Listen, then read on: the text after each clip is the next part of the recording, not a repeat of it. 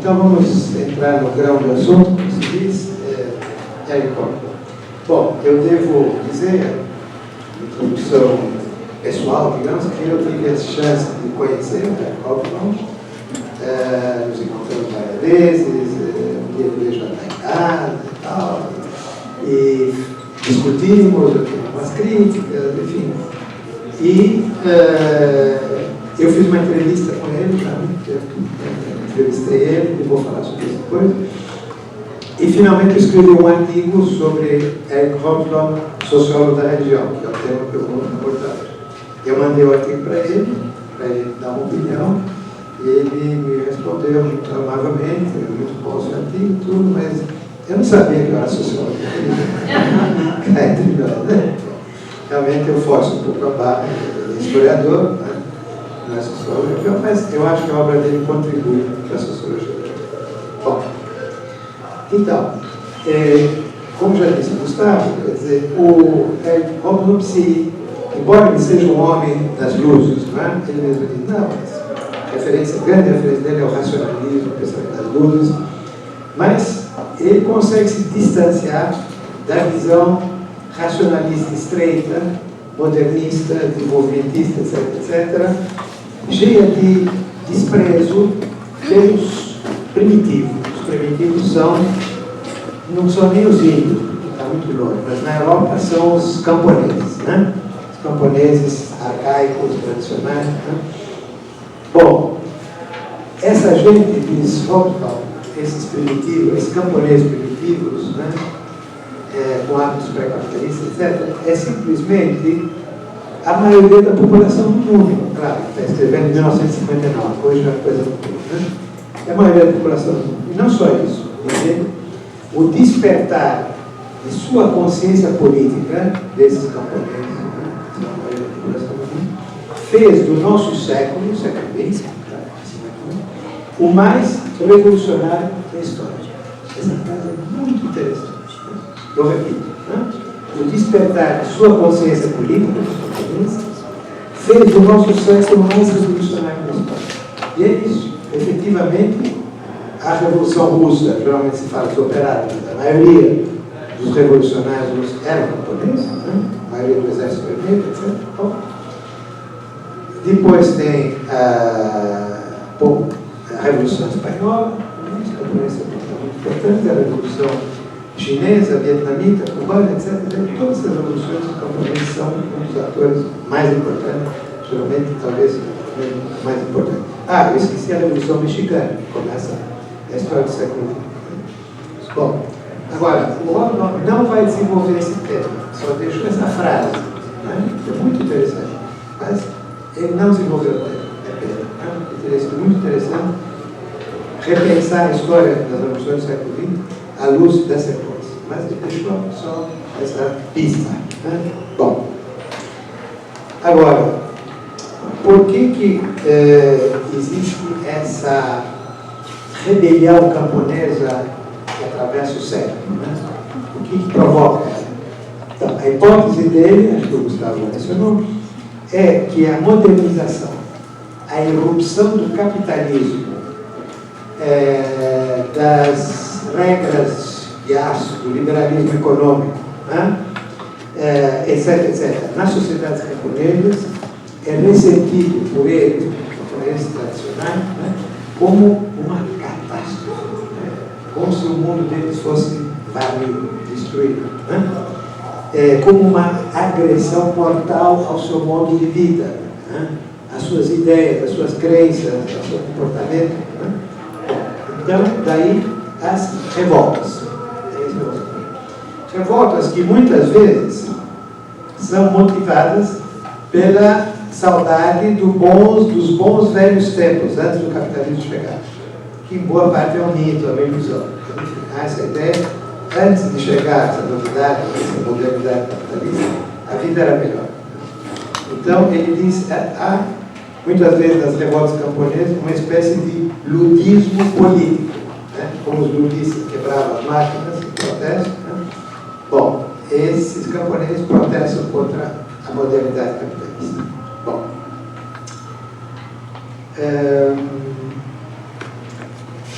Bom, ele vai... quer dizer, tem 2 livros que discutem essas questões.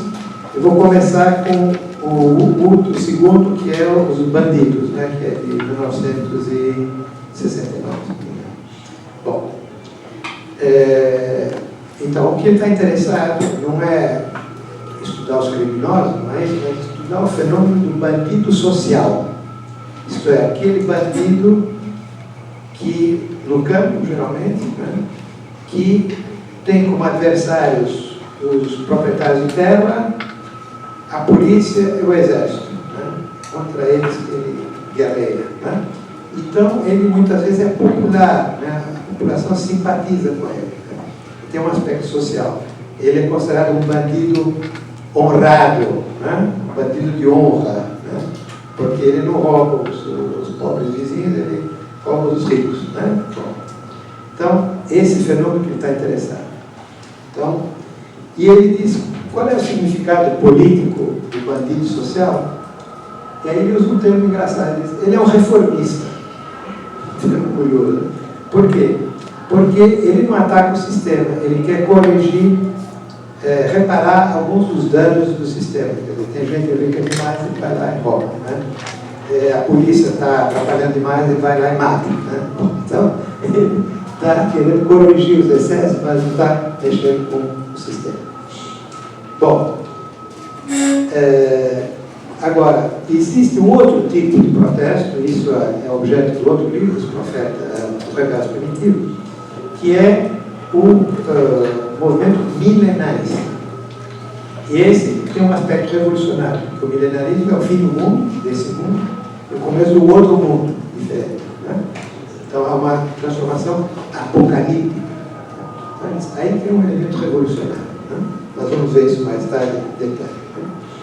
Agora, diz ele, esse projeto milenarista é superior ao do bandoleiro, é muito mais abrangente, muito mais radical. Por isso, muitas vezes, o bandoleiro social admira o profeta milenarista. E aí ele dá 2 exemplos brasileiros. Um que não me convence e o outro que eu acho que é pertinente. O que não me convence quando ele diz assim: o Lampião admirava muito o padre Cícero, né, que era um profeta milenarista. Bom, eu não sou um especialista em padre Cícero, mas acho que tem pouco de milenarista e nada de revolucionário.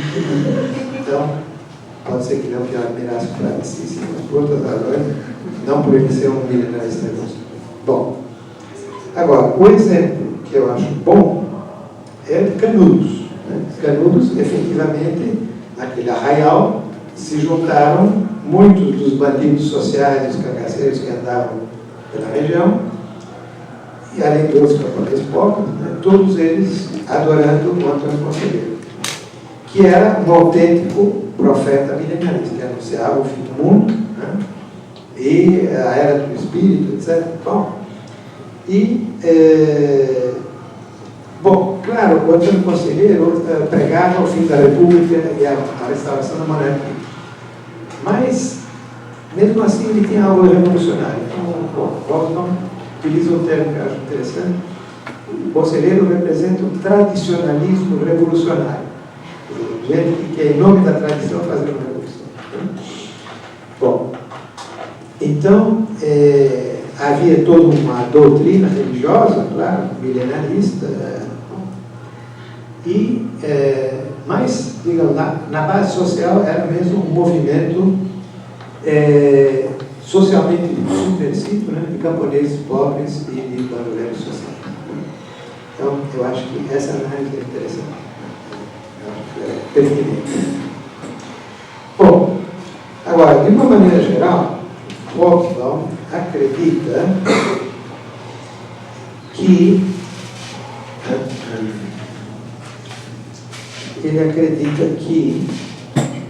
existe uma relação íntima, não é, entre milenarismo e revolução. Eu diria afinidade eletiva, ele não usa esse termo, né? Mas eu acho que se aplica bem aí. Uma afinidade eletiva entre milenarismo e revolução. Isto é, os revolucionários tendem a ser milenaristas, os milenaristas tendem a ser revolucionários. Eu vou citar um parágrafo dele, que diz assim: a essência do milenarismo, a esperança de uma transformação completa e radical do mundo, que se reflete no milênio, no mundo livre de todas suas imperfeições, não é um monopólio do primitivismo. Está presente quase por definição em todos os movimentos revolucionários, sem exceção. E os elementos milenaristas podem ser encontrados em todos. Está falando, de fato, está falando também do governo comunista, né, qual fazia parte. Então, aí há uma espécie de, ao mesmo tempo, uma análise e uma espécie de homenagem, digamos, ao milenarismo. Bom, quais são as características dos movimentos milenaristas? Segundo eles, são 3. O primeiro é essa ideia revolucionária de que o mundo, tal como ele existe, é diabólico, é satânico, merece ser destruído e substituído por um outro totalmente diferente, né, do amor, da arte, da liberdade. Então, primeiro aspecto. Segundo, isso tudo dá uma forma, não é de um discurso político moderno, mas do quiasmo religioso, do milenarismo religioso, do anúncio dos famosos 1000 anos do reino de Cristo sobre a terra. Então, é um discurso religioso, não é um discurso político no sentido moderno. E o terceiro, que os profetas milenaristas não têm a menor ideia de como passar do mundo corrupto atual ao mundo milenarista. Como é que faz? Está caindo do céu? Né? Não tem a menor ideia. Então, essas são as características, segundo ele, do milenarismo. Bem, agora, ele vai se interessar por 3 tipos de movimentos milenaristas. Fazer uma tipologia relativa, não é para ser absolutizado. Vamos ver. Um são os milenarismos propriamente religiosos, supostamente não políticos, embora nós vamos ver que não é assim. Em seguida, os movimentos milenaristas não religiosos, estritamente políticos. Também nós vamos ver que não é bem assim, né? A distinção não é tão cômoda. E, finalmente, os movimentos que são claramente socio-religiosos, ao mesmo tempo. Aparecem os dois elementos, são diretamente visíveis. Né? Então, essa é a tipologia com a qual ele trabalha. Né? Bom, ele vai estudar casos em 2 países, né? A Itália e a Espanha. São 2 países que interessam para ele. Os quais ele vai estudar movimentos milenaristas. E o período é fim do século XIX, começo do século XX. Esse período.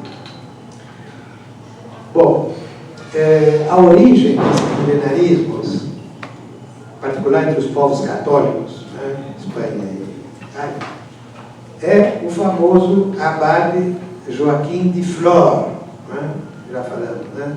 Joaquim de Flor, abade do século XII, que é considerado um pouco fundador dos milenarismos modernos, que falava das 3 idades do mundo. A idade do pai, Antigo Testamento, a idade do Filho, a era cristã, e a idade do Espírito Santo, que vai vir, né? Que é a idade da liberdade absoluta. Então, esse é o esquema clássico, né, dos milenarismos, né, inspirado em Joaquim de Flor. Né? Muitos desses milenarismos são claramente joaquinistas, essa é uma expressão que se usa muito em história da religião, o joachinismo, o joaquinismo, né? Joaquim de Flor. Bom, agora, quando a gente lê o que o Hobsbawm escreve sobre o milenarismo, a gente vê, ele mesmo diz, fala da fascinação dele por isso. Né? Que é curioso, porque ele é um espírito racionalista, né? Não tem nada religioso, né? Mas ele é fascinado pelo milenarismo. E ele mesmo diz que é impossível escrever sobre esse movimento sem uma intensa emoção. É interessante, ele está envolvido com isso. Por quê? Né? Bom, há muitos anos atrás, nos anos 90, eu fui entrevistar ele para uma pesquisa. E uma das perguntas que eu fiz é: bom, esse seu interesse pelo milenarismo tem a ver com as suas origens judaicas? Porque eu trabalhava justamente sobre pensadores messiânicos, judeus, revolucionários, como Walter Benjamin. Então, minha pergunta é para ver se dava para encaixar o Bob nesse esquema. Né? Bom, e não dá. Né? Não dá porque ele disse: não é por aí. Né? Minha relação com o judaísmo é muito tênue. Não passa por aí. Então, bom, fiquei frustrado, naturalmente, mas eu disse: bom, mas se não passa por aí, por onde que passa? Da onde vem sua fascinação pelo milenarismo? Aí ele ficou um pouco perplexo, ele disse: não sei. Talvez por eu ser membro de um movimento revolucionário, que é o movimento comunista. Bom, é uma explicação, mas não é suficiente, porque há outros historiadores comunistas que não se interessaram pelo milenarismo, pelo contrário. Então eu insisti, né? Então, o que mais? Agora, não sei. Talvez um pouco por acaso, porque eu conheci um grupo de historiadores e antropólogos comunistas, próximos do Partido Comunista, que trabalhavam sobre essas questões. E quando eu comecei a mexer com candidatos primitivos, eu fui conversar com eles. E eles eram especialistas dos movimentos messiânicos do terceiro mundo. Um se chamava Max Luckmann e o outro se chamava Peter Worsky. Esse nome eu vou escrever, vamos ver por quê. Os dois eram professores na Universidade de Manchester. E o Peter Worsky tinha escrito um livro interessante sobre movimentos milenaristas na África, etc. Então, eles, conversando com esses amigos, em particular com o Peter Worsky, que eu comecei a me interessar pelo milenarismo. Agora faço um parênteses pessoal. Durante um ano, entre 1968 e 1969, eu fui assistente do Peter Worsky na Universidade de Manchester, no Departamento de Sociologia. Só que, apesar de eu ver ele todas as semanas, ele se dava muito bem, etc., eu pessoalmente não tinha o menor interesse pelo milenarismo. Li o livro dele, não me interessou. Outras coisas que me interessavam, não. Bom, então será que foi por aí? Não sei. Então fica a pergunta, né? Como se explica esse interesse, essa fascinação, né, do Hoffmann pelos movimentos, pelos milenarismos primitivos? Né? Bom, fica a pergunta. Bom, então, Hoffmann usa essa expressão, né, milenarismo. Outra coisa importante, graças a esse interesse pelo milenarismo, Hoffmann vai integrar nas suas análises a subjetividade dos atores históricos. Quando ele analisa os movimentos milenaristas, claro, ele analisa o contexto econômico, social, mas ele se interessa pela subjetividade. O que eles acreditavam, o que eles pensavam, qual era a fé religiosa, política deles. Então isso é importante. E ele, enfim, ele se interessa pela profundidade das crenças, das emoções desses atores, né? Os camponeses. E isso dá uma qualidade para a historiografia dele notável. Né? Não é uma historiografia de estatística, né? Bom, aumentou de 10 para 20, depois aumentou para 30%. Ele vai buscar também a subjetividade do ator. Né? E outra coisa, ele se interessa não só pelas classes sociais, evidentemente, como marxista, mas também pelos indivíduos. Né?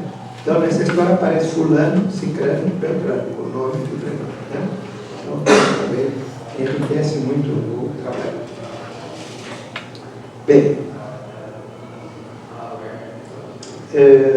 agora, o Hoffmann, ele distingue o que ele chama os milenarismos primitivos dos movimentos revolucionários modernos, racionais, organizados, né, com programa, estratégia. uma estratégia, uma tática. São duas coisas diferentes. Né? Uma coisa é o movimento revolucionário moderno, outra coisa é o milenarismo primitivo. Mas depois de fazer a distinção, ele reconhece que, apesar da distinção, há uma relação profunda entre eles. Né? É o que ele vai citar. Né? Inclusive, nos movimentos revolucionários modernos, menos milenaristas, encontramos uma noção de querer o impossível, entre aspas, que faz deles, os revolucionários modernos, os primos dos taboritas e dos anabatistas. Né? Esse termo dos taboritas era uma heresia comunista cristã do Médio, os anabatistas, os revolucionários camponeses do século XVI, Thomas Brewster. Então, há entre eles um parentesco que, aliás, nunca foi negado. Né? Está se referindo a Engels e a outros, e reconheceu essa relação. Então, então, isso acho que é interessante levar em conta. Eu estou vendo aqui. Alguém fez uma tradução em espanhol desse meu ensaio, original em francês. Só que o tradutor, coitado. Então, eu sei assim, falei do 20º Congresso do PCUS, Partido Comunista da União Soviética. O Paulo tradutor, Partido Comunista da Unidade Socialista. Eu sabia que esse é o Partido Nacional. Bom, fecha o parênteses. Então, vamos ver agora os exemplos, né? Os exemplos, os casos, os estudos de casos. Ele é um historiador. Não faz, pode falar de generalidade, ele entra em casos concretos. Né?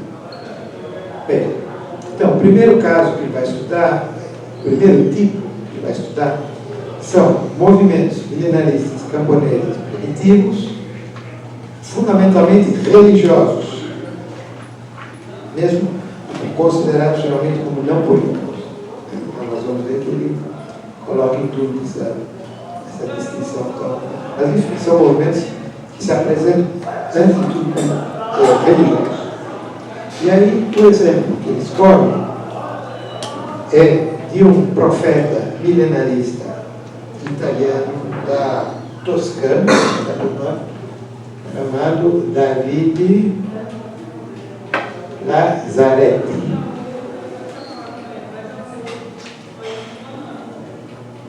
Bem, então quem é esse personagem? É uma espécie de Antônio Conselheiro italiano, mas uma diferença muito grande que ele era pacífico, não tomava principal. Então, Davide Lazzaretti era um homem pobre, um carroceiro, que alugava sua carroça, que um belo dia teve uma iluminação religiosa, em 1800 e lá na Pedrada, 1868,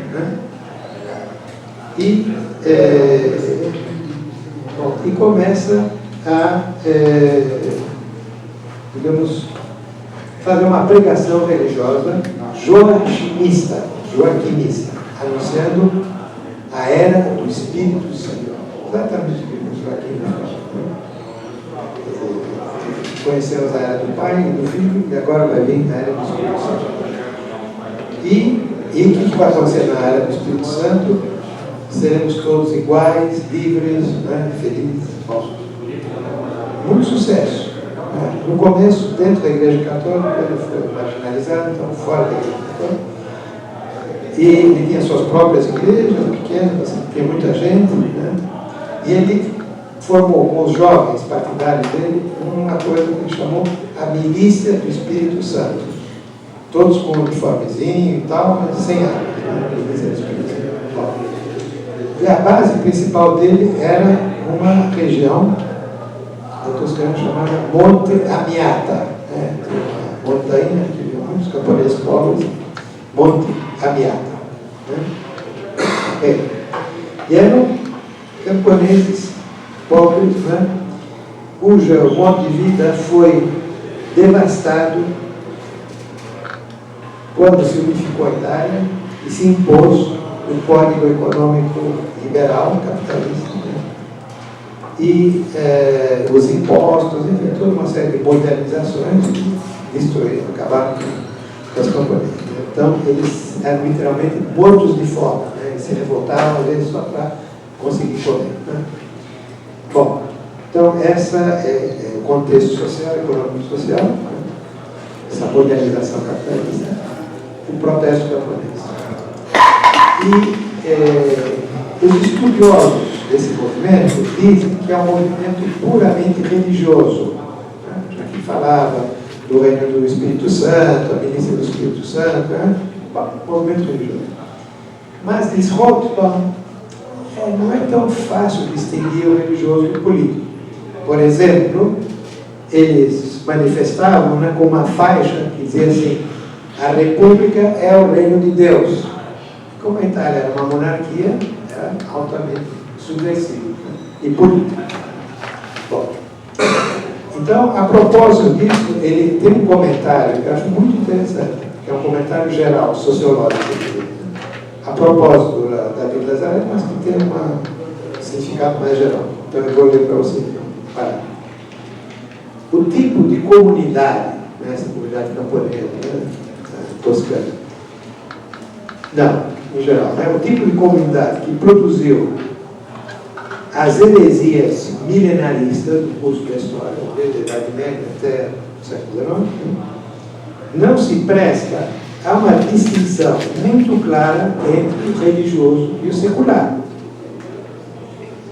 Discutir da questão de saber se uma seita milenarista é religiosa ou social carece de sentido, pois ela será sempre, automaticamente, de uma ou outra maneira, ambas.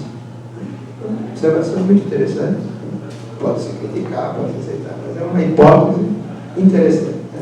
Os movimentos milenaristas, japoneses, os séculos, né, são movimentos em que o social não pode ser separado do religioso e vice-versa. Então, não são nem puramente sociais. Isso se aplica, segundo ele, ao David Lazaretti, né, que tinha uma cançãozinha, né, da milícia do Espírito Santo, que dizia assim: pela fé salvaremos a mãe pátria, viva a República, viva Deus e a liberdade. Uma mistura inextricável, né, do religioso e político. Exatamente. Bom, e por isso ele foi hostilizado pela igreja, governo, etc. Bom, então, lá pelas tantas, em 1878, David Lazaretti aumentou de alguns graus a pregação dele e disse: eu sou o Messias. Eu sou o Messias e eu estou anunciando a era do Espírito Santo que vai chegar.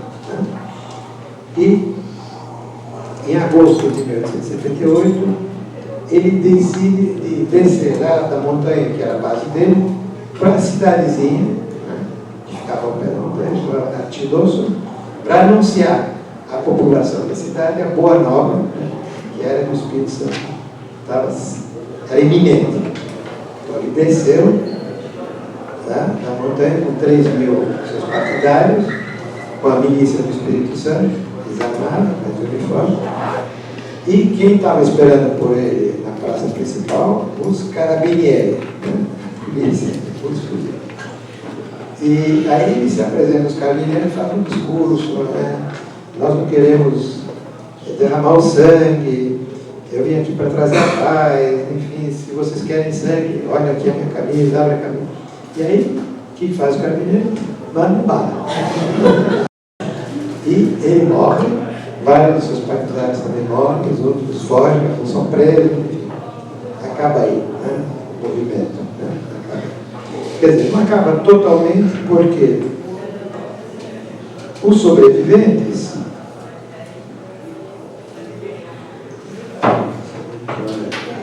melhor de fazer os sobreviventes se reorganizaram, né? Mantinham o culto da Nazaré, iam em procissão ao túmulo dele, né? E, com o passar dos anos, foram se politizando no sentido moderno e terminaram muitos, né, no Partido Comunista Italiano, a partir dos anos 20. E o Wolfgang, conhecia bem o Partido Comunista Italiano, frequentava muito, diz que em 1948, nessa região, Antidoso, Monte Amiata, houve um incidente por ocasião de uma tentativa de assassinato contra o Togliatti, que era o chefe do partido. Então as pessoas achavam que tinha sido assassinado e houve um levante, né? Uma espécie de semi-insurreição lá, e diz não foi uma segunda edição, revista e corrigida da descida do Monte Amiata no século XIX. Bom, já não era bem. Pequeno parênteses pessoal, em 2003 eu fui convidado para um colóquio na Itália, naquela região, e vários dos palestrantes do colóquio fomos em procissão até o túmulo de David Lazzarini, né? Prestar as devidas honras ao Lazzarini. Bom. Bem, ok, vamos parar aqui, né? Fazer a nossa pausa ritual de 20 minutos, para passar em seguida aos outros exemplos.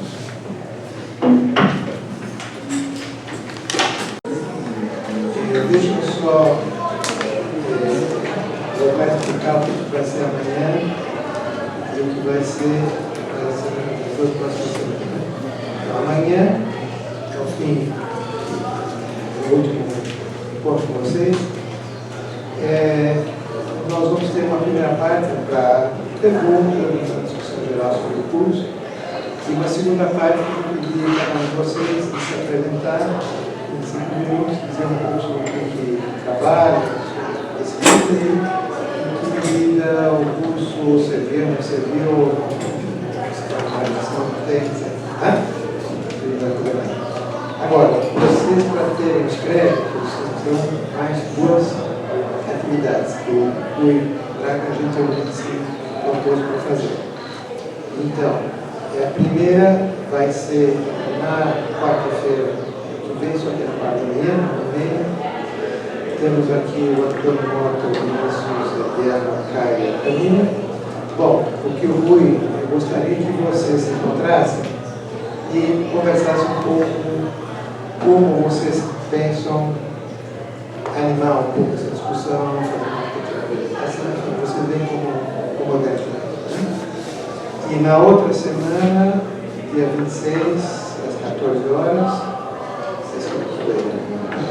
a Fabiola, a Nadine, a Isabela, o Gabriel, o David, o Gustavo e o Daniel, também vocês se encontram e veem um pouco como é que vocês organizam a conversa do religiões e montões sociais.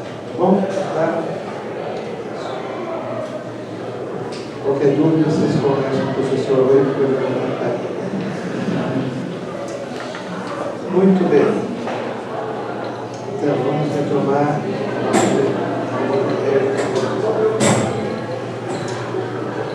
Então, o primeiro exemplo que nós vimos era o da Nazaré, que é um movimento aparentemente puramente religioso, mas, como mostra o órgão, ele é também político, né? É uma organização política, é um milenarismo político. O segundo exemplo é o contrário, é um movimento aparentemente unicamente político, social político, não religioso, anti-religioso. A gente vai tentar mostrar que ele também é militarista.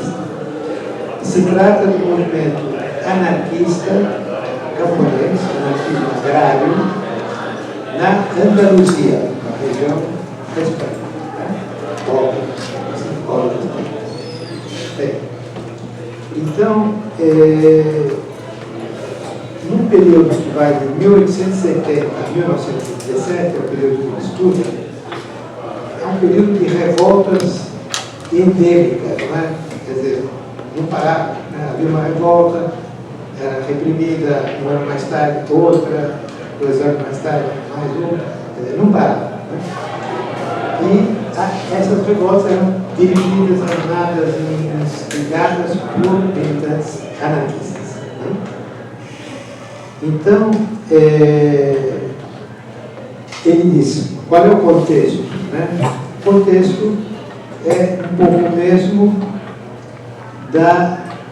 no caso da Itália. Né? Quer dizer, a introdução das relações jurídicas e sociais capitalistas nas áreas agrícolas, né, da Espanha, da Andaluzia, no curso do século XIX. Né?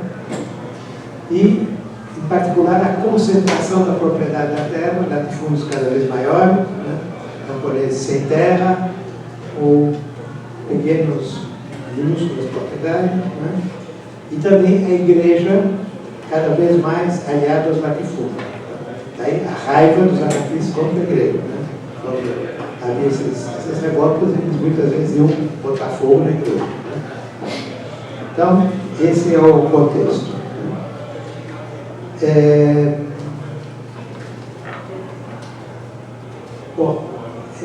Agora, é interessante o interesse do Hobsbawm por esses anarquistas, porque ele não era anarquista, obviamente ele era comunista. Então, mas ele realmente tinha muito interesse, não só ele leu toda a literatura que existia, mas ele foi lá na Andaluzia, numas aldeias, uma muito conhecida chamada Casas Viejas, que tem sido o centro dessa revolta, conversar com os velhos ou com seus netos, e lembravam, etc., de história. Então, ele realmente fez uma enquete, né, lá mesmo, diretamente no terreno. Então, ele tinha assim, uma motivação muito forte. Né? Bom,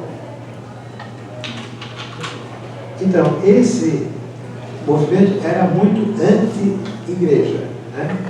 Anti-igreja. E diz Hobsbawm, a explicação é que eles, os camponeses, se sentiam traídos pela igreja. Né? A igreja, pretensamente, estava com os pobres e tal, mas cada vez mais do lado dos latifundistas, né? E da monarquia e tal. Então, eles achavam que a igreja os tinha traído. Então, havia um ressentimento, uma amargura. Né? Daí, essa raiva, né? Contra a igreja, esse ódio contra a igreja. Os anarquistas espanhóis. Agora, isso não impede que havia alguma coisa de religioso nesse movimento. Né? É porque ele esse movimento anarquista, um movimento tipicamente milenarista. Talvez o mais tipicamente milenarista dos movimentos de massa modernos. Né? Por que ele era milenarista? Porque os anarquistas achavam que eles iam conseguir, né, fazer a revolução anarquista e acabar com o velho mundo, né, em um dia só, de um golpe só. Né? Uma greve geral, revolucionária e pronto. É o fim do rei, da igreja, dos latifundistas, do capitalismo, tudo vai se acabar, né, o Estado, e vai começar, né, o reino da liberdade. Então, isso diz Hobsbawm é tipicamente milenarista. Né? E era um movimento, ao mesmo tempo, utópico, né, e anticapitalista, violentamente anticapitalista, milenarista, apocalíptico. Né, porque a visão que eles tinham da revolução era apocalíptica. Né, não era uma visão estratégica, nacional, né, leninista, não, era uma visão apocalíptica. Bom, tanto que os historiadores que estudaram o movimento todos usam uma linguagem religiosa para descrever o movimento. E o Hobsbawm também vai adotar essa linguagem. Né? Então, ele diz assim: os que fundaram o movimento anarquista em Espanha eram apóstolos anarquistas, apóstolos bacunistas. Né? Porque eles apareciam realmente como os apóstolos, eles traziam a boa notícia, né, da Revolução.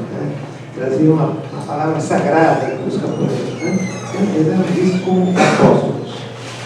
E a palavra que eles traziam, né, boa nova, eram os folhetos, né, Vicropote, Batume, Marrakech, etc. Né? E esses panfletos eram discutidos pelos camponeses, que conseguiam ler, né? Poucos, né? Com fervor. Eles liam em voz alta para os que eram analfabetos. Né? Então havia um entusiasmo fervoroso por essa palavra, P maiúsculo, né? Por essas boas notícias trazidas pelos apóstolos. E os apóstolos convertiam, portanto, os camponeses. Né? Eles eram convertidos e os convertidos se transformavam se entregavam a um proselitismo ardente. Uma terminologia religiosa, né? Convertido, proselitismo ardente, e tratando de ganhar a causa, né? Anarquista, sua família, seus amigos, toda a sua vizinhança, etc.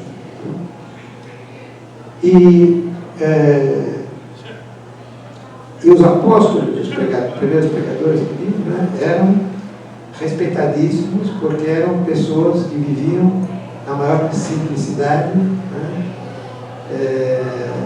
Enfim, eram pobres, né? Viviam da comida que os outros lhes davam. Né? Então, a frugalidade da sua existência era testemunho da sua fé. Então, você tem toda a descrição típica, né, de um movimento religioso, embora fosse um movimento ateu, né, anti-religioso. Bom, então, qual foi o resultado dessa pregação? Greves, né, se estendiam como um rastreio de pólvora na região, mas que eram greves messiânicas, greves milenaristas. Eles não faziam greve por salário, por exemplo, uma reivindicação concreta. Eles faziam uma greve para parar tudo, né, e acabar com o velho mundo, né, de uma vez só. Né? Então, esse tipo de greve tem um caráter milenarista ou messiânico. Né? Eles queriam mesmo acelerar a chegada do milênio, eles falam. Não queriam 10% de aumento de salário, muito mais, né?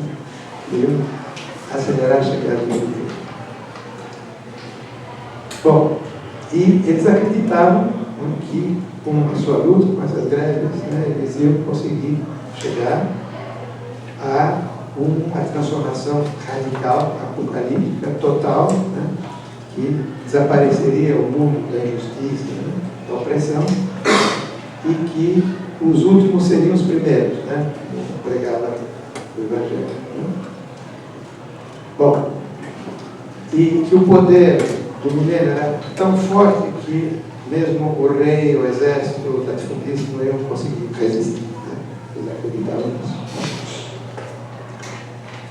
Bom, então, essa descrição insiste no aspecto religioso, né, do movimento. Então, fica a pergunta, era um movimento político ou era um movimento religioso? Né? É uma metáfora, é uma analogia, né? Ou, enfim, será que era um milenarismo secularizado? Enfim, várias perguntas que ele poderia fazer, mas o autor não responde, simplesmente apresenta o movimento tal como ele o percebe. Bom, mas ele diz, esse movimento era claramente um movimento revolucionário, não dá para dizer que não fosse, no sentido político e social. Né?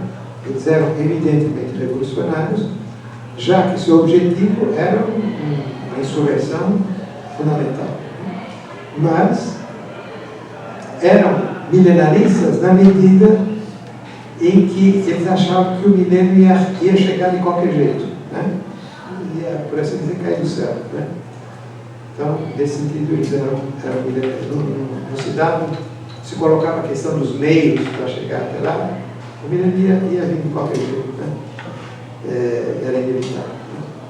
Bom, aí eu acho, talvez é o único ponto onde eu acho que o Hobsbawm é um pouco injusto, né? Porque esses anarquistas, eles não achavam que o milênio ia cair do céu, né? Eles achavam que o milênio aconteceria se eles conseguissem estender o seu movimento por toda essa parede, enfim, por fogo no antigo regime, enfim, eles achavam que ele é que tinha que fazer, né? O milênio chegar, não é que ele ia vir sozinho, né? Então, acho que aí a análise do Otto é um pouquinho. Bom,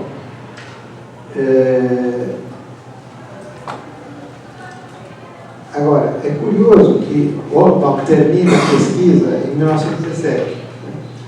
E ele não analisa a continuação do movimento anarquista, e, sobretudo, não analisa o papel deles em 1936, 37, quando eles foram os principais promotores de uma revolução social, né, embaixo, na Espanha. Então, não sei porquê, né? Há várias explicações possíveis, mas é um pouco estranho que ele pare em 1937. Será que o movimento de 36, 37 já não era milenarista? Ou talvez ele, como comunista, tivesse já muitas críticas ao papel do anarquista em 37? Não sei, mas enfim, ele não fala, né? Bom, então,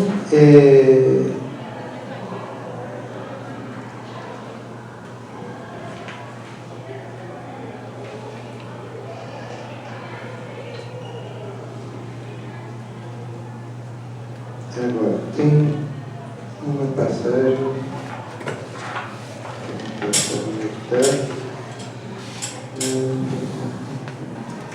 desculpe, em que ele dá a entender que, bom, acho que foi uma passagem que nós já lemos, né? Uma passagem que nós já lemos, que ele diz, no fundo, todos os movimentos revolucionários têm algo de milenarista, né? Então ele acaba reconhecendo isso, né? Então, não são só os anarquistas melhores, embora eles, isso seja particularmente evidente, né? O caráter milenarista do movimento, mas, no fundo, qualquer movimento revolucionário tem essa dimensão milenarista e, por isso, ele nos interessa, né? Ele, como diz o homem. Por isso, eu que sou também partidário da Revolução, esse milenarismo me interessa. Bom, então, esse é o segundo caso, né? Que é o movimento anarquista andaluz. Aparentemente político, não religioso, mas que tem um aspecto milenarista no sentido religioso. Bom, o terceiro movimento que ele vai analisar são as ligas camponesas na Sicília, na Itália do Sul. Essas ligas se chamavam, aí tem um texto que vocês têm na pasta, né? Um capítulo dos rebeldes primitivos sobre as ligas camponesas na Sicília. Essas ligas se autodenominavam fasci, que significa simplesmente, em italiano, feixos. Né? Era como o camponês dizia, bom, você juntando muitos feixos, você juntando os galhos no fecho, ele fica forte, né? Ninguém consegue quebrar o galho, você pode quebrar, mas o fecho não consegue. Bom, então eles se chamavam fechos, faixas. Bom, como você sabe, essa palavra foi apropriada mais tarde pelos fascistas, né? Então, cria um pouco de confusão de chamar ele de faixa, né? Então, eu vou chamar de ligas camponesas, que era o outro nome, né? Para evitar confusão. Né? Bom, então essas ligas camponesas, estas são um movimento que é, ao mesmo tempo, né, inseparavelmente político e religioso. Né? Quer dizer, não é o religioso que, no fundo, tem o político, nem o político, no fundo, tem o religioso, mas é um movimento diretamente já político e religioso, né? Milenarista. Bom, ele é político e moderno, em certo sentido, porque ele tem reivindicações perfeitamente profanas. Nada milenarista. Por exemplo, abolição dos impostos, redução da renda paga aos proprietários, reivindicações concretas e imediatas. Aliás, os dirigentes das ligas eram socialistas, né? Não eram anarquistas, eram socialistas. Os anarquistas tentaram, mas não tiveram sucesso. Bom, e o motivo que levou os camponeses a aderir às ligas foi como na Espanha, introdução violenta do capitalismo. Né? Capitalismo. Então,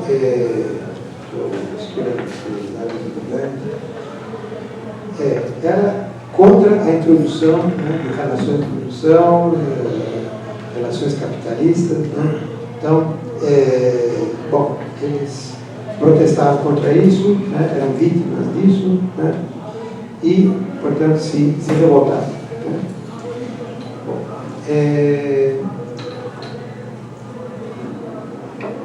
Bom, então, os socialistas, como eu disse, eram os mais inteligentes, e o movimento teve um enorme sucesso, no fim do século XIX, 1894, se estendeu por todo o campo da Sicília, e a polícia não conseguia mais controlar, o rei teve que mandar o exército, finalmente conseguiram reprimir o movimento. Né? Mas ele continuou embaixo do larvato, tempos e tempos ele reaparecia. Né? Então, não chegou a desaparecer completamente. Né? Agora, havia uma diferença em relação com os anarquistas da Andaluzia. Né? Vamos dizer o que eu posso falar sobre isso. Né?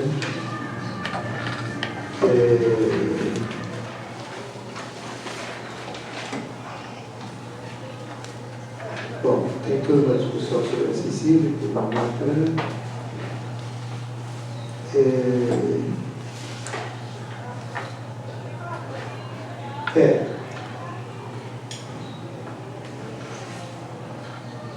No fundo, o Orbán não consegue explicar por que foram os socialistas e não os anarquistas que tomaram a direção das ilhas. Né? Ele avança algumas hipóteses, mas ele, no fundo, ele precisaria fazer uma pesquisa comparada da história da Sicília e da história da Andaluzia para conseguir explicar. Isso agora não posso fazer. Né? Então, ele mesmo reconhece que não tem explicação. Mas, enfim, é um fato que não foram os anarquistas. Bom, agora, então, esse movimento aparentemente é um movimento de luta social, né, camponesa, por reivindicações sociais, né, com uma ideologia socialista e tal. Portanto, aparentemente um movimento sociopolítico, né, moderno. Né, mas, ao mesmo tempo, ele é religioso, ele era milenarista. Né, porque isso está no material que vocês receberam, né? Na página 128, né? Ele cita um inquérito parlamentar, deputados italianos fizeram uma pesquisa por que houve isso, né? E, obviamente, eles eram contra, mas enfim, eles queriam entender, né? Então, diziam que os camponeses, ouvindo a doutrinação socialista, acreditavam que surgira uma nova religião, a verdadeira religião de Cristo, religião que havia sido traída pelos padres de comum acordo com os ricos. Portanto, as aldeias abandonaram os padres para aderir às ilhas. É curioso que é muito parecido com a Andaluzia, né? Muito parecido com a Andaluzia. Na Andaluzia também, a igreja ficou com os latifundistas e os camponeses botaram fogo na igreja. Só que os sicilianos não eram antirreligiosos, ao contrário. Eles diziam que o socialismo é a verdadeira religião de Cristo. Então, a reação deles foi... Quer dizer, a motivação era a mesma, mas a reação foi muito diferente. Agora, estou lembrando, eu faço um parênteses, de um filme italiano, do neorrealismo italiano, acho que velho, deve ser dos anos 60, 70. Se não me engano, eu chamava O Moinho do Povo, alguma coisa assim, sobre lutas camponesas. E tem uma cena em que há um grande comício, né, organizado pela esquerda local, numa aldeia, né, e aí milhares de camponeses vêm lá para ouvir, e primeiro fala um anarquista, né, que violentamente antirreligioso, faz um discurso, Deus não existe, preferimos o diabo, bom, aí os camponeses ficam furiosos, começam a vaiar ele, jogar o povo, aí vem um socialista, e diz, estamos aqui para lutar com os pobres, para impor a justiça nessa terra, etc, etc. Aí tem um velho camponês que está no fundo e diz, é Dio que ha inviato questo, é Deus que matou esse homem. Então, eu acho que o filme capta bem essa diferença, né? Porque os anarquistas não pegou a doutrina anarquista. Falta explicar por que não pegou na Sicília e pegou na Espanha. Isso fica ainda para ser explicado, né? Bom, então havia essa ideia, né, de que a ideia de que Jesus era socialista, né, e que, portanto, era normal, né, que as aspirações camponesas se exprimiam numa terminologia religiosa, né? Isso. Bom,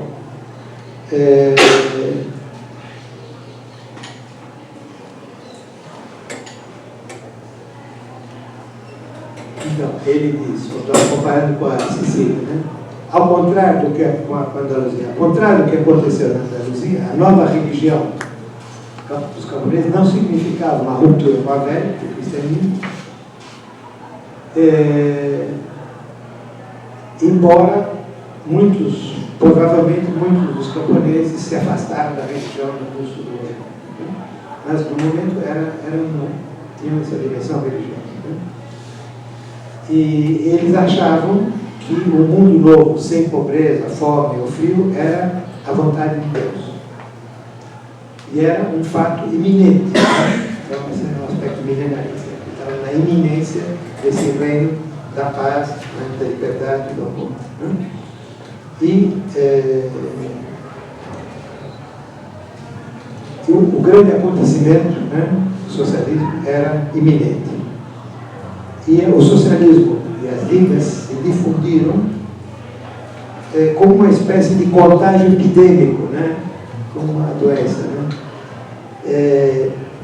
As massas, esse é um comentário de um historiador conservador, as massas foram tomadas pela crença que era iminente um novo reino de justiça. Então, isso era o milenarismo, desses camponeses sicilianos. Bom, então, esse movimento foi reprimido, né, como nós vimos no fim do século XIX, mas se manteve, né, as brasas, né, ardendo lá embaixo, né, embaixo da cima, e a qualquer ocasião ressurgiu.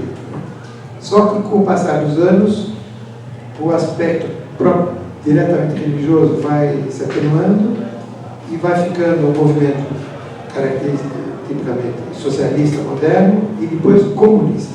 Né? A partir dos anos 20 são os comunistas que vão tomar a direção das ligas camponesas da Sicília. E, bom, ele fala de uma aldeia, uma cidadezinha pequena, nessa região da Sicília, que chama Piana dei Greci, planície dos gregos, né?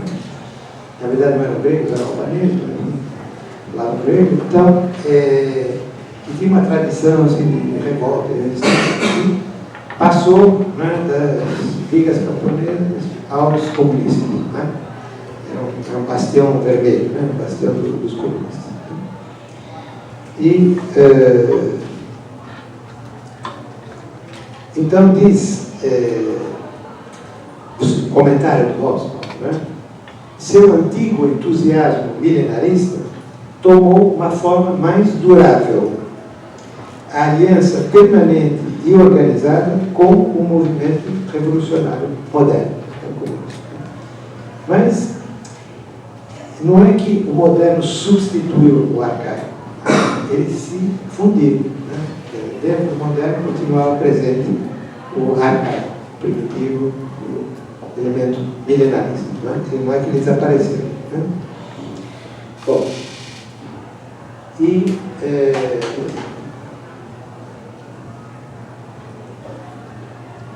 aí ele tem passagem onde ele vai entrevistar uma mulher, né?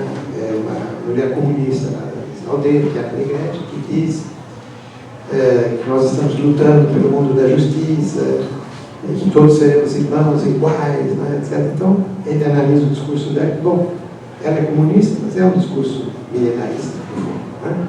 Então, ele aponta para essa continuidade. Né? E aí ele tira uma conclusão no final desse capítulo, né? Que está no material de vocês na página 136, que é a última, né? Que é muito interessante, né? Sobre o milenarismo dos movimentos camponeses. Né? Ele diz assim: o milenarismo não é apenas uma tocante sobrevivência de um passado arcaico, mas um fenômeno extremamente útil que pode ser empregado por movimentos sociais e políticos modernos para ampliar seu raio de influência. E continua no último parágrafo. Se o milenarismo, uma vez aproveitado por um movimento moderno, ele está pensando nos comunistas italianos, naturalmente, o milenarismo pode não só tornar-se politicamente eficiente, como será capaz de fazê-lo sem sacrifício daquele zelo, daquele entusiasmo, daquela confiança abrasadora em um mundo novo e aquela generosidade de emoção que o caracteriza mesmo em suas formas mais primitivas, etc. E ninguém pode ler o depoimento de pessoas como aquela camponesa anônima da Piana de Greci sem desejar que elas possam manter tal entusiasmo. Uma verdadeira homenagem ao milenarismo camponês, né? E o seu potencial político revolucionário moderno. No sentido não que o moderno vai suprimir o antigo, mas que ele vai absorver o antigo. Então essa é um pouco a moral da história, né? Desse capítulo do Rebeldes Primitivos. Bom, eu acho essa conclusão muito interessante, né? E eu colocaria na discussão a hipótese de que até hoje isso continua funcionando, né? Até hoje. Quer dizer, movimentos, e aqui na América Latina, eu não vou falar da Itália, da Espanha também. Aqui na América Latina temos vários exemplos de movimentos camponeses modernos, né, socialistas, vários tipos, comparados com os movimentos camponeses da Sicília, mas que tem um aspecto milenarista, né, bastante presente. Né. E dois exemplos que me ocorrem: um é o MST no Brasil, né, um movimento que, aliás, fala muito na mística do movimento, claramente se refere a uma dimensão religiosa.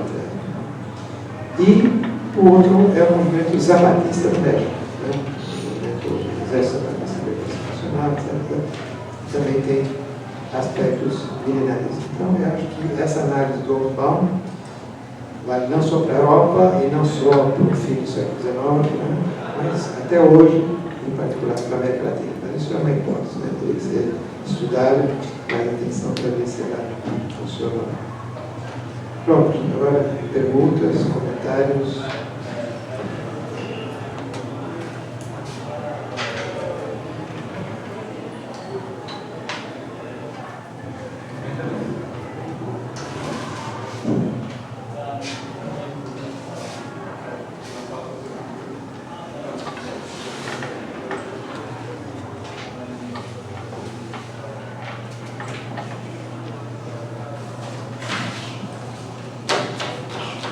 Conseguir transformar o parlamento social na lei.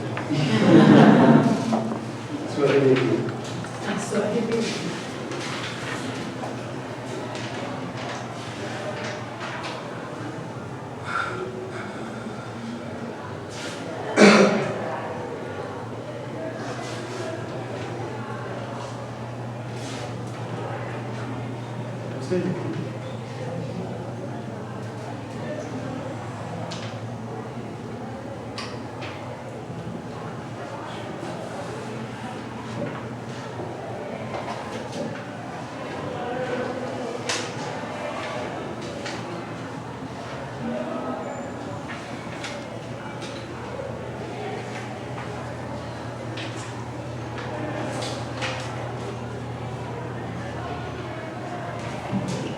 Vocês que leram as obras de Hobsbawm, a autobiografia, vocês têm algum comentário para fazer?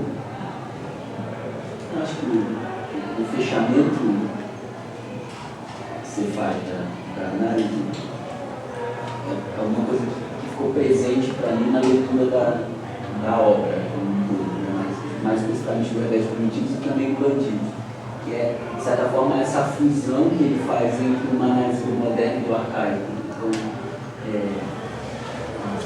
que eu teria como questão é em que momento ele encontrou essas análises, essa fusão. Então, se é especificamente ao analisar as ligas componentes inacessíveis, ou de certa forma se isso também pode ser estendido para os outros estudos de caso dele. Se está mais confinado nesse movimento que realiza essa síntese de uma sociopolítica, ou se nos outros estudos de caso, e também, sei lá, em outras obras dele, ele continua firme nessa análise. Olha, eu não sei em que ordem ele estudou esses movimentos, né? Se ele começou pela Sicília, pela Toscana, como eu disse, ele ficou muito impactado com as discussões que ele teve com o pessoal de Manchester, mas que trabalhava sobre a África, outro terreno completamente diferente, né?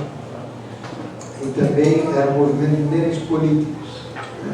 Religiosos, líderes políticos. Então, realmente para mim é um pouco um mistério, né? Como é que se deu esse equipe, assim, que ele se interessou por isso e a partir de que movimento ele começou a estudar, isso eu não saberia dizer. Eu acho que na biografia também não dá isso, né? Mas um pouco a minha hipótese é que ele, pela sua formação intelectual, ele é um modernista, ele é um homem das luzes, um nacionalista. Mas, de alguma maneira, ele se entusiasmou com esse material, né? Isso levou ele a superar, do ponto de vista racionalista, extremo, né? Quer dizer, o caso dele é diferente do Thompson sempre foi um romântico, né? E o primeiro livro dele é sobre o romantismo do William Morris, né? O outro não, ele era um homem das luzes, confessadamente, né? Mas, ao estudar esse material, ele conseguiu ir mais além, né? Dos preconceitos modernistas, nacionalistas, tá? Entender com uma certa empatia, né? Movimentos pré-modernos, né? Não racionais, não. Ele conseguiu dar conta disso com muito talento, né? Muita empatia. Então, isso realmente é interessante. Agora, exatamente como isso se passou, ainda dá para se explicar. A leitura que ele faz sobre o campesinato, não sei se você também tem algum indício disso, mas a leitura que ele faz do campesinato, de certa forma, também é uma leitura nova do estudo marxista, pensando ainda mais essa trajetória. Pensando um pouco da recepção que ele tem. Tem alguma recepção negativa sobre essa leitura que ele faz do campesinato? Porque ele coloca como centro, é claro que ele desenvolve isso como perspectiva, mas de certa forma ele coloca o campesinato como um sujeito revolucionário, que, sobretudo na década de 50, 60, tinha uma resistência na consideração do campesinato como uma classe revolucionária, pelo menos como sujeito revolucionário. Olha, bom, um pequeno parênteses, ele tem um outro livro sobre o campesinato que você mencionou, que é um livro muito interessante, chamado Capitão Swing, que ele escreveu junto com o outro aluno dele. Bom, e Capitão Swing era um pouco como o Capitão Luther, né? Era um pessoal que quebrava máquinas, né? Camponês. Não era camponês, eram tecelões, se não me engano. Não, camponês. Era uma máquina de separar o joio do trigo, alguma coisa assim. E, bom, ele faz uma análise com muita simpatia por esse movimento. E, no fim, ele tira a conclusão que esse pessoal teve razão de quebrar essas máquinas, dentro que a máquina só servia para pôr eles no desemprego, uma porcaria. Ele acaba ficando com o Capitão Swing, né? Que é um personagem imaginário. Bom, é um belo estudo. Só que eu não falei nele com uma razão muito simples, não tem nada a ver com a religião. Não é um movimento milenarista. Não aparece essa dimensão, né? Nenhum momento. Não sei se é porque não existia, ou porque ele não viu, ou porque não quis, não sei. não está presente. Então, por isso que eu não falei. Bom, agora, eu não conheço bem a discussão que houve em torno do livro. Francamente, não trabalhei sobre o livro. Não sei se houve críticas marxistas. Enfim, precisaria ver, né? Fazer um estudo sobre a recepção, as revistas, tanto as acadêmicas como as próximas práticas, como francamente não sei. Agora, o fato é que ele, na sua obra posterior, ele um pouco abandonou esse terreno. Né? Um pouco abandonou esse terreno. Ele voltou a falar sobre anarquismo em outros textos, como sempre se tem um ensaio, eu não me lembro mais que livro, sobre um guerrilheiro anarquista que tentou lutar contra Franco depois da Segunda Guerra Mundial, tem coisa assim. Mas o movimento milenarista já não, e nos últimos livros dele, que é a Era dos Extremos, no século XX, esse aspecto sumiu. Né? E ele mesmo dá a entender que os camponeses estão desaparecendo, enfim, é uma classe que assumiu. Então, será? Pelo jeito ele, não sei se mudou de opinião, ou a situação é que mudou, ou enfim, ele teve outros interesses. Então, esse aspecto não está muito presente na sua obra posterior. O anarquismo do Landauer, quando o Benjamin também cita, ele é nessa corrente do anarquismo quiliástico aí também, não é? Ele chega a usar até o conceito de espírito pelo socialismo. Lá no livro ele resgata diz que isso é que estaria faltando para que a revolução acontecesse. Né? O Gustav Landau é um caso interessante, é um judeu alemão do fim do século XIX, começo do século XX, chegou a participar da Revolução, que eu falei dele, na Baviera, foi assassinado em 1919. Bom, o Gustav Landau, eu diria simplesmente que ele não é milenarista no sentido estrito, mas ele é messiânico, porque as fontes dele são judaicas e não cristãs. Quer dizer, o cristianismo tem a ideia do milênio, né, do quiliasmo, mas o equivalente judaico, que é mais antigo, é o messianismo. Tem muita semelhança, mas digamos, as fontes não são as mesmas, o enunciado não é exatamente o mesmo, etc. Né? Bom, então, Gustav Landau é claramente um anarquista messiânico. Ele o diz, né? Claramente. E, bom, ele acredita numa revolução na qual o espírito será magoado. E ele acredita muito nos camponeses, justamente. Ele acha que os camponeses alemães são os herdeiros daqueles que se levantaram com Thomas Müntzer, com a guerra dos camponeses, com os anabaptistas. Então, bom, ele é um exemplo típico de anarquismo messiânico, muito próximo de Lenin.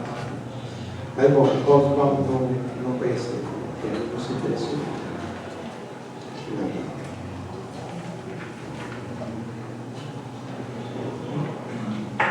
Sim? Não é muito tênue aproximar a coisa do milenarismo com qualquer movimento revolucionário só pela coisa de que ambos esperam uma transformação radical no mundo, sendo que, por exemplo, no milenarismo, essa transformação depende, sei lá, da conversão total do mundo ao cristianismo, da eliminação do anticristo, do autoflagelamento, do guia, sei lá, pela condução do imperador dos últimos dias. Nada material, nada voltado para esse mundo, etc. Então fica muito reduzida só a coisa de uma transformação radical, paralela. Bom, é uma pergunta legítima, né? O argumento do Oswald, que é discutível, mas enfim, o argumento dele é que, analisando os movimentos milenaristas, nós vemos que eles têm um aspecto social e político muito forte, né? Eles têm uma dimensão revolucionária. Né? Tanto, bom, isso já Engels já tem. Engels, quando ele analisa, nós vimos, né?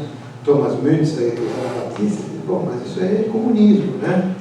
Isso aí, esse reino de Deus sobre a terra, é a que nós chamamos de sociedade secular. Então há uma dimensão sociopolítica muito evidente, né?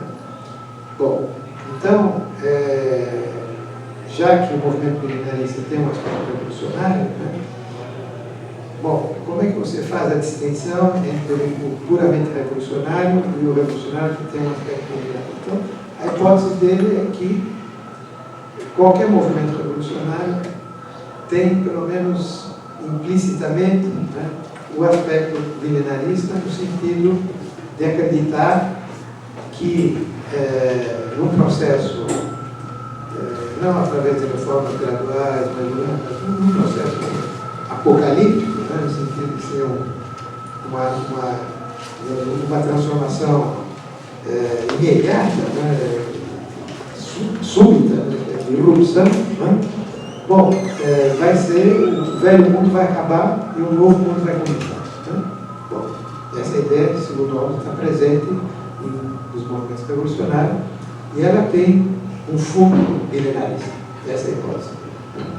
Bom, fundo milenarista secularizado, talvez, né? Que a dimensão religiosa não está aparente, né? Só está implícita. Né? Então, um pouco essa hipótese dele. Muito bom, é discutível, né? Pode-se dizer. Enfim, o exemplo que ele escolheu se presta a isso, né? O exemplo dos anarquistas andaluzes tinha essa ideia, né? De que, bom, enfim, havia essa estrutura, né? Uma espécie de estrutura mental milenarista, né? Acreditar que de um golpe só o mundo corrupto vai desaparecer, né? Tudo vai vir, né? vai se derrubar, né? E de um só golpe vai surgir o mundo da felicidade.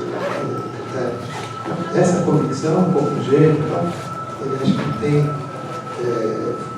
fundo milenarista. E essa convicção está presente no movimento revolucionário, mais que sejam modernos, nacionalistas, a sua estratégia. Essa é a hipótese dele.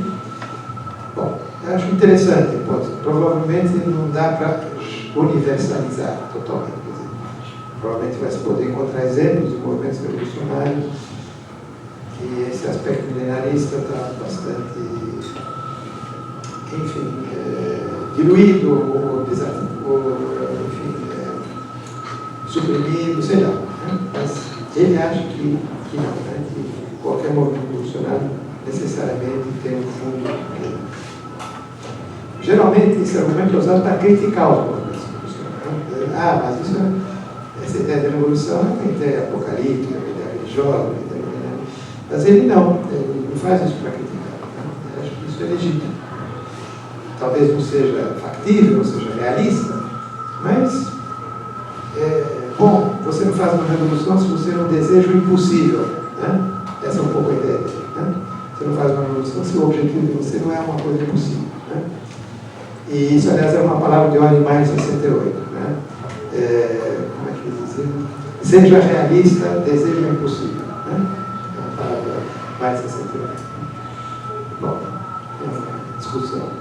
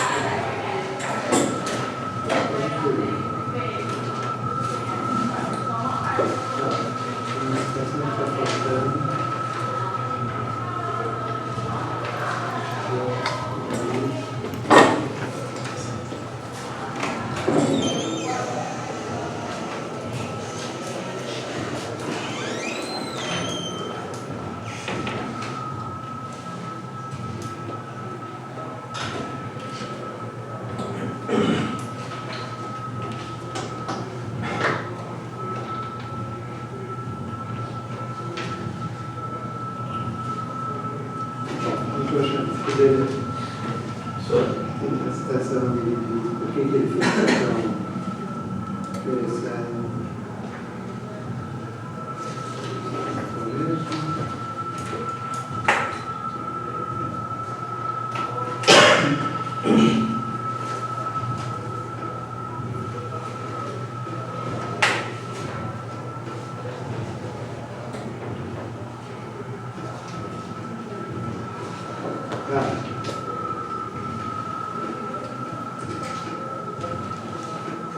Ele diz assim: o milenarismo é um fenômeno que será sempre intensamente emocionante para todos aqueles para os quais o destino da humanidade não deixa indiferente. Um pouco pessoal, né? Tudo é sim. O senhor citou o MST e os zapatistas, né? Pegando o MST especificamente e tendo como exemplo os camponeses da Sicília, que perdem essa roupagem mais religiosa, esse caminho do comunismo mais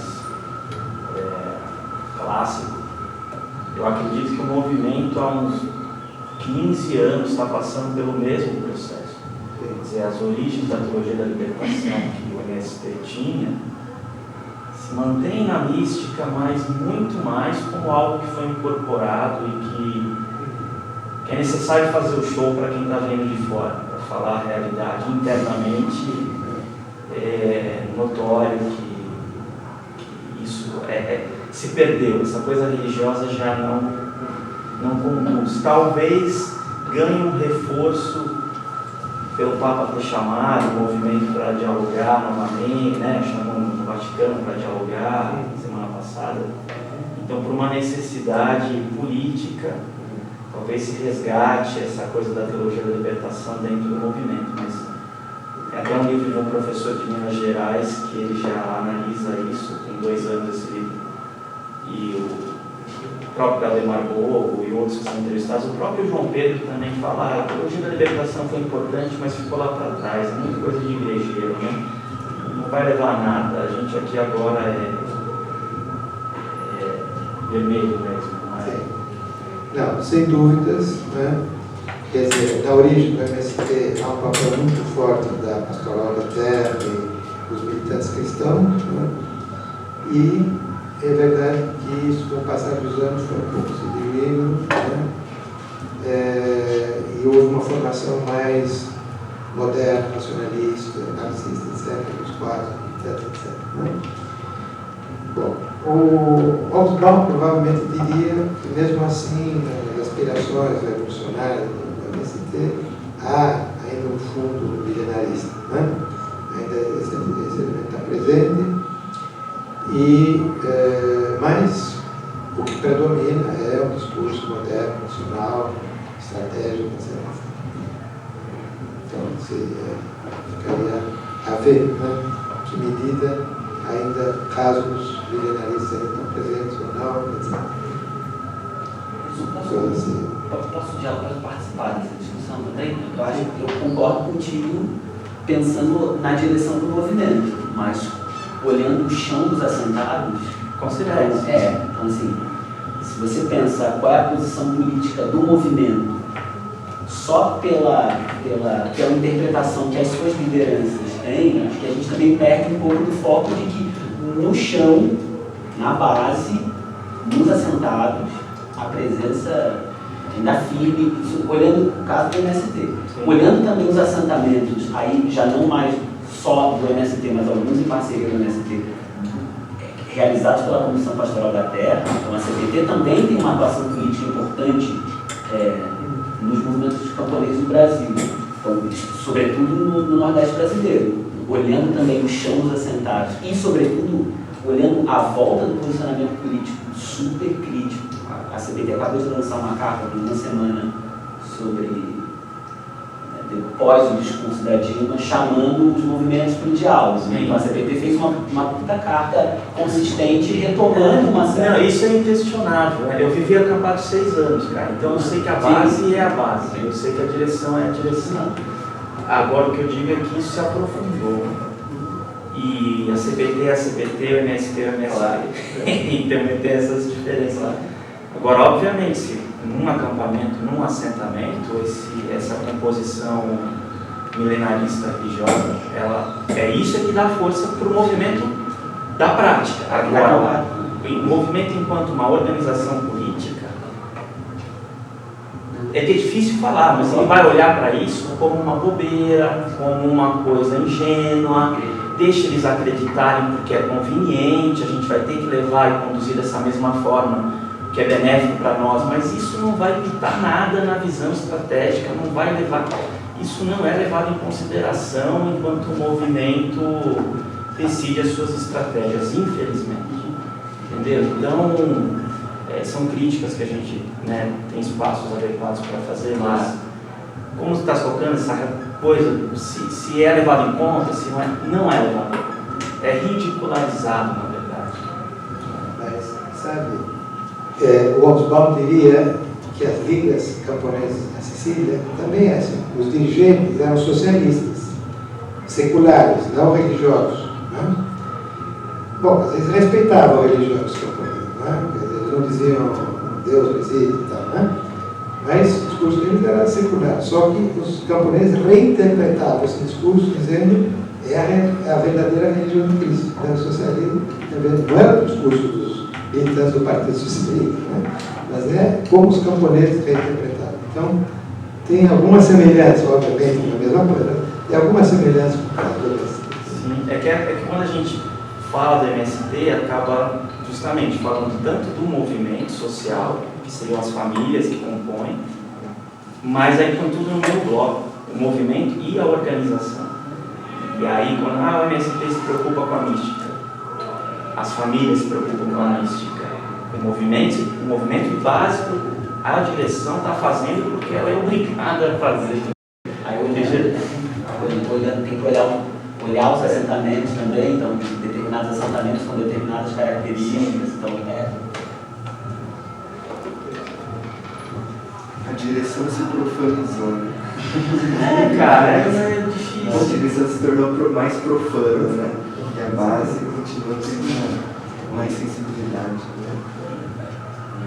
Que é o caso italiano, né? O italiano. Das ligas camponesas. Só que nas ligas camponesas, desde o começo já profana a direção, né? Desde o começo. Não é que ela se profanizou, ela desde o começo era profana. Porque na origem do MST, conversando com o Bogo, uma vez ele comentou: olha, você quer saber a história verdadeira do MST, como começou? Foram 5 ex-seminaristas mandados por Dom José Gomes, que era o bispo lá de Chapecó. Cada um foi para um canto do país. O Bogo foi mandado para a Bahia, não sei quem foi mandado para o Mato Grosso. Então são 5 ex-seminaristas. Essa é a verdadeira história da origem do MST. Não é que teve um congresso em Cascavel, né? Foram ex-seminaristas a mando de um bispo que vão criar esse negócio aqui no Brasil. São os apóstolos.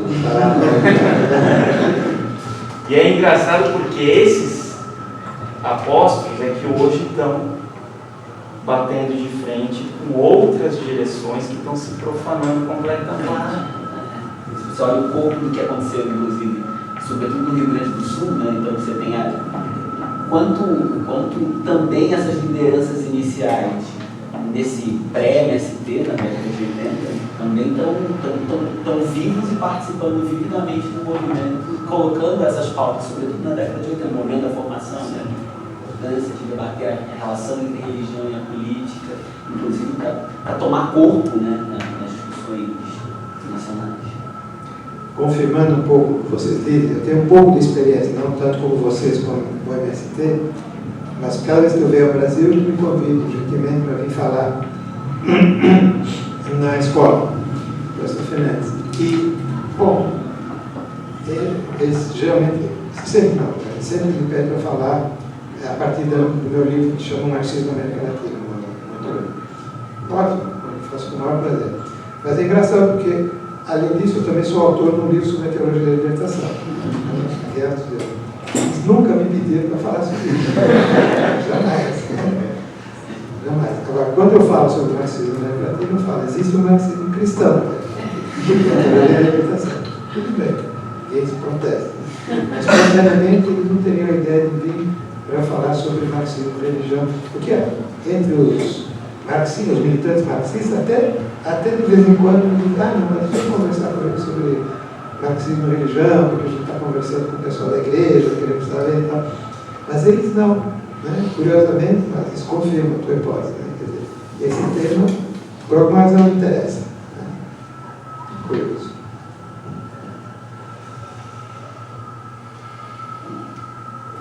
Bom, eu acho que podemos parar por aqui, por hoje. Agradeço a vossa paciência.